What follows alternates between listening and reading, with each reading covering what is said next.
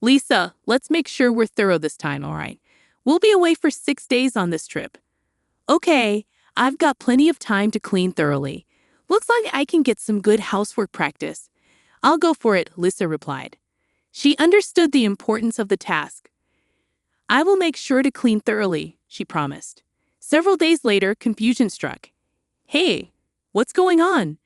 We can't get into the house, exclaimed Lisa's husband. I figured as much. What does that mean? He asked, perplexed. What is this, Lisa?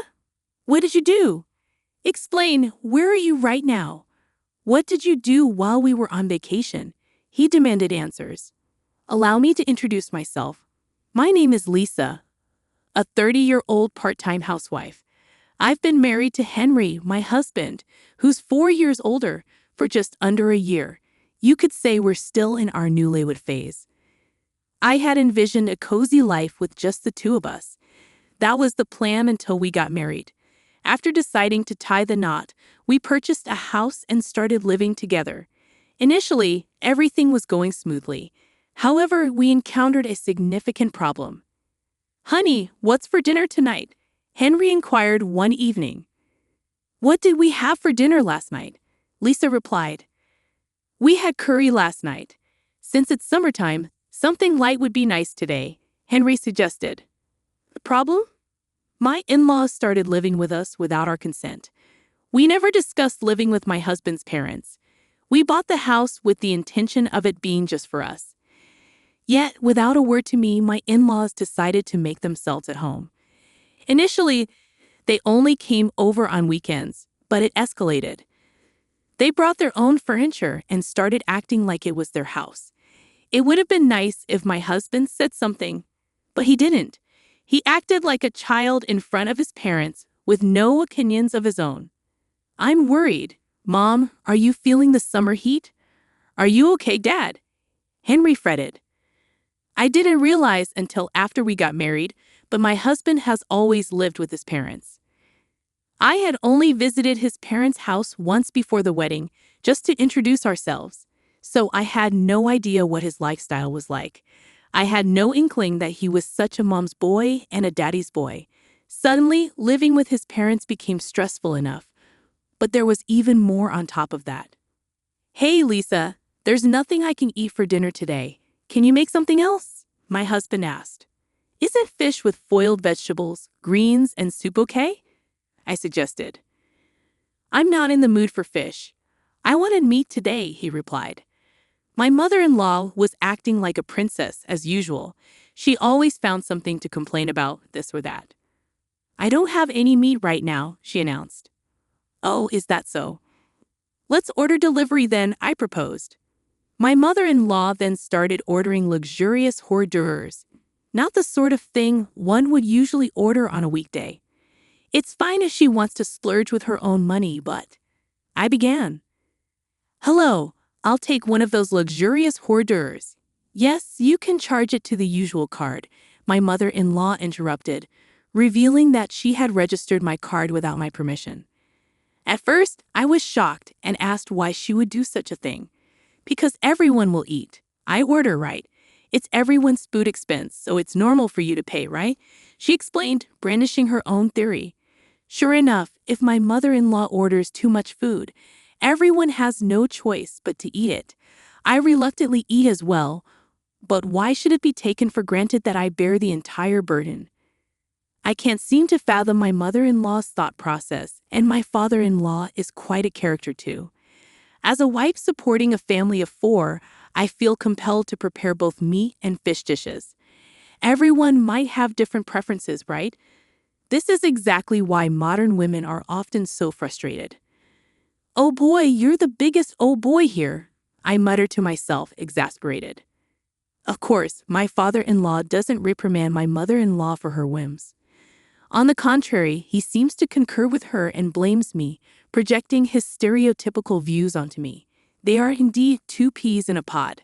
I suppose they believe that modern people just can't handle even the simplest tasks. It's a real problem. Good thing we have delivery, my father-in-law remarked. That's right. There's such a variety of delivery these days. I'd rather have delivery every day than Lisa's home cooking, my mother-in-law added with a chuckle. My in-laws seem to take pleasure in poking fun at me, even though I'm the one covering their food, living expenses, and even the mortgage for this house. Why should I be the butt of their jokes? Anger bubbled up inside me. As my in-laws continued to make themselves at home, I began to feel that being at work was a preferable option. Fortunately, my work was going well, and there was talk of a promotion. When I was asked if I wanted to be a project leader, I accepted without hesitation. I figured that if I kept myself busy, the stress from home would lessen. The days when I couldn't prepare meals increased, and if my in-laws ordered delivery, it couldn't be helped. At this point, I prioritized getting away from my in-laws. As a result, my overtime and weekend work increased, but I felt a sense of fulfillment. Just when I thought I could somehow manage, something unexpected happened on a Friday night. I came home after working overtime, and the house was completely dark. It was odd that my husband and in-laws weren't there. It was too early for them to be asleep. As I entered, wondering what was going on, I found a piece of paper on the table. It read, "We're going on a trip. We'll be back on Sunday." What I hadn't expected to encounter, perhaps even more than anger, was the sight that greeted me when I stepped into the room. It was cluttered with delivery containers and empty drink bottles.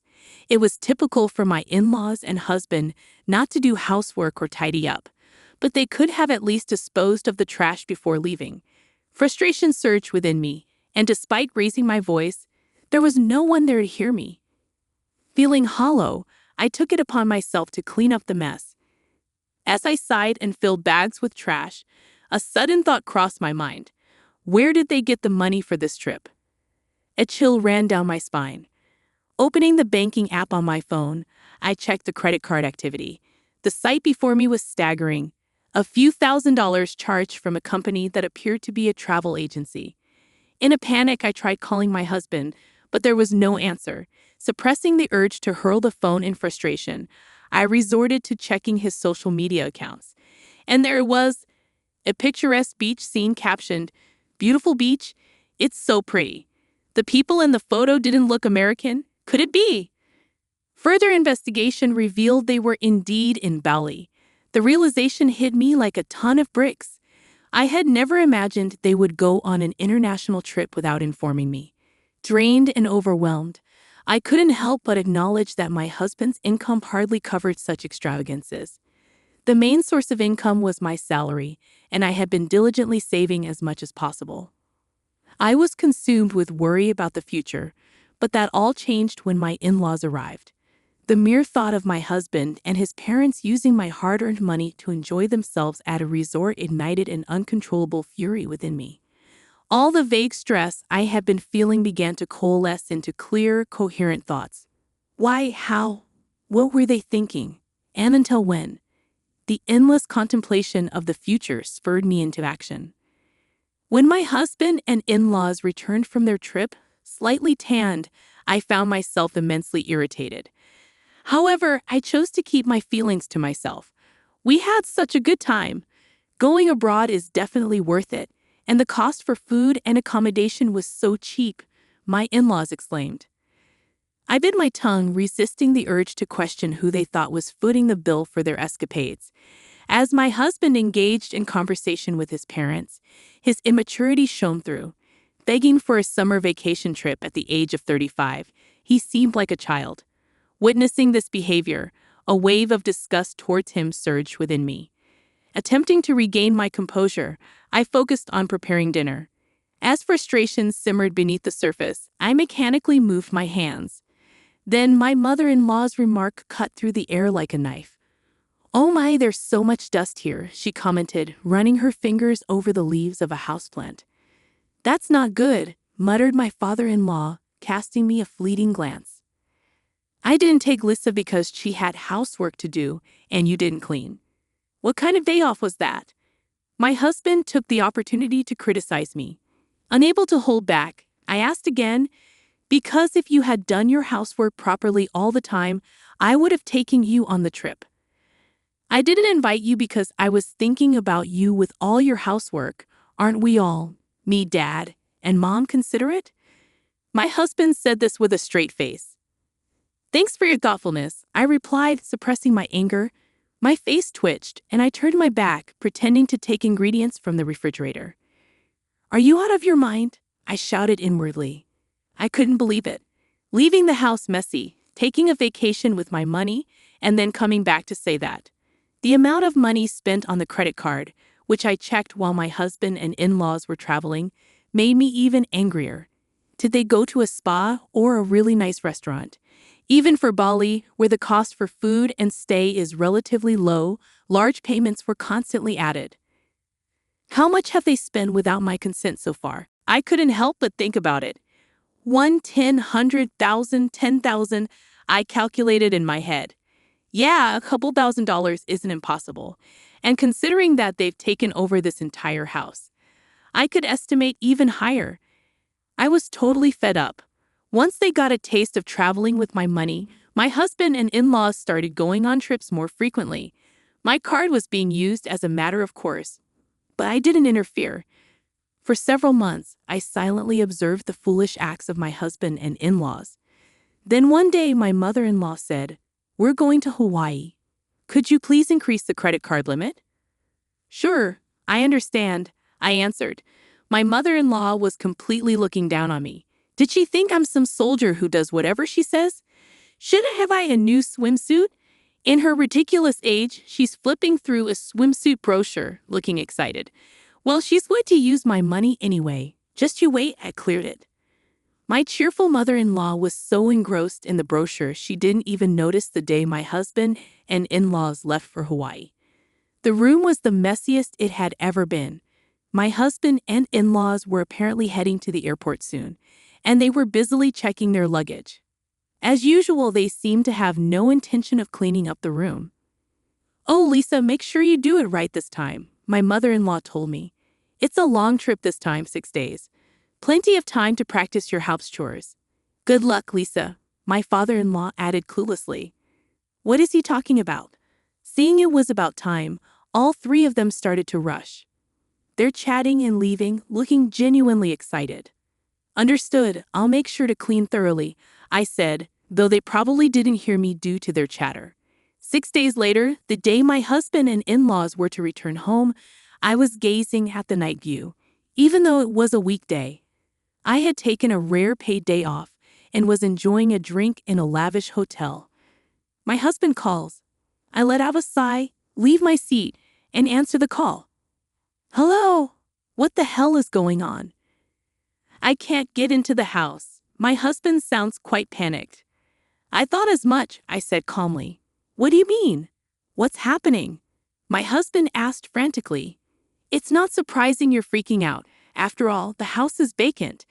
There should be a for sale sign at the entrance, and not a single piece of furniture should be visible from the windows," I remarked.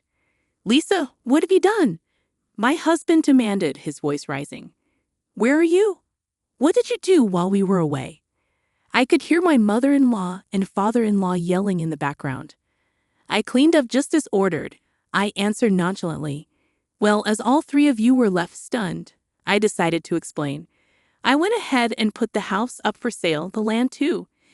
It's completely clean now, nothing's left inside." "You foolish woman," my father-in-law yelled. "What foolish thing have I done? Who's been doing foolish things, I wonder?" "You all sure had a great time using your daughter and money and living it up," I retorted. "Lisa, don't be mean. Quickly change it back. What are we supposed to do? You'll also be in trouble without a place to live, right?" my husband pleaded, his voice almost teary. "I won't have a problem. The house was bought by me in the first place, and all I did was sell it. I've decided on my new place to live. Yes, the house was purchased with my considerable income. Of course, it's under my name. It was a house to which my husband had no rights," I explained firmly. "How could you? It was our home. How could you sell it without permission?" my mother-in-law exclaimed. "Please save your sleep talking for when you're asleep. It was never your home to begin with. You were just freeloading, right? Parasiting off me, right?" I countered sharply. "I've made up my mind. I can't continue like this, losing everything.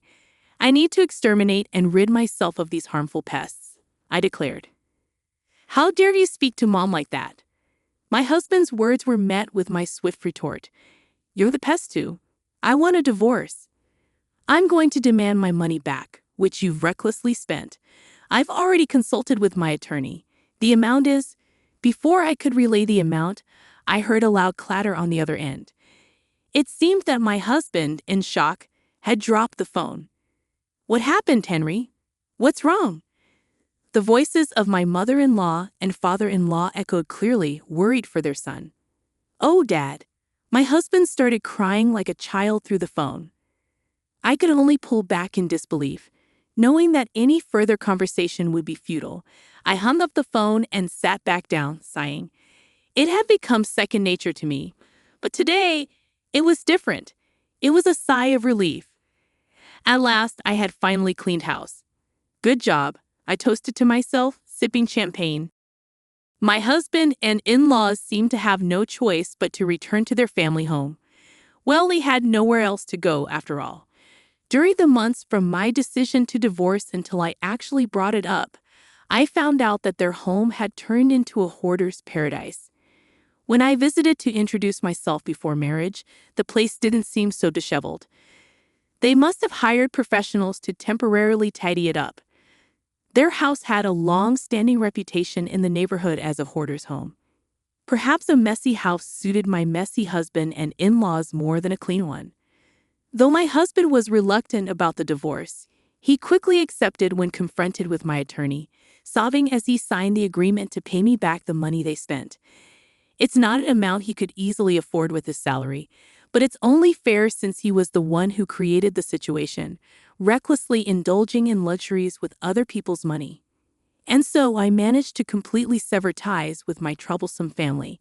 However, I must regret the fact that I married such a man in the first place. Before we got married, I somehow managed to spin his troublesome traits in a positive light, finding him charming and laid back despite his flaws. Maybe I was too desperate as I approached my 30s. While occasionally venting about this to my colleagues, I go about my daily work. Will I be single forever from now on? I ponder aloud. You're still young. Don't say things like that. My colleagues play along with my complaints and jokes. You're right, I shouldn't give up hope. I concede. Would you consider someone younger? One of my subordinates asks. Was that a joke? Looking up, I see that their face is serious. Don't hoard unnecessary things. Cleaning is important, but maybe, just maybe, I don't need to give up hope, I realize. These days, I find myself pondering such things.